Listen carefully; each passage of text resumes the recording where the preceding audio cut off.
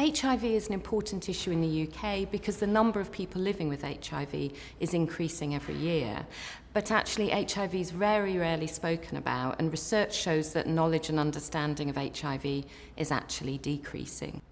NAT already produced guidelines for journalists on reporting HIV, but we thought it was really important to produce this DVD so that journalists, right from the start of their career, had the facts at their fingertips about HIV, because we know we have a younger generation growing up with very little knowledge about HIV in the UK. HIV awareness and understanding in the UK is very poor, and HIV isn't talked about a lot.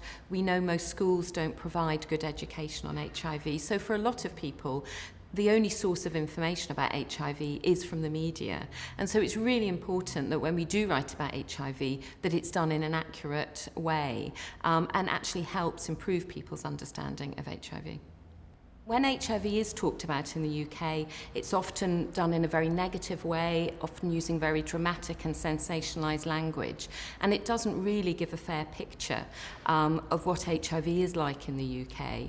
And often there's errors, so reporting of someone being worried about getting HIV from being spat at, or someone standing on a syringe and worrying that they're going to get HIV, or people having to abort babies because they're infected with HIV, all things that really aren't accurate and can be misleading for the public.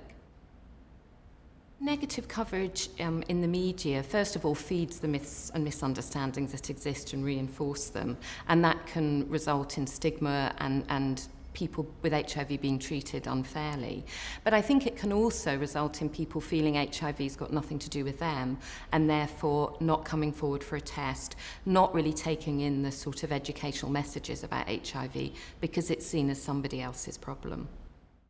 If there were articles that would educate people, I think it would have a positive effect on the attitudes of people towards people living with HIV. But at the moment, there is a great lack of such kind of reporting. It is only the negative aspect that is highlighted at the moment.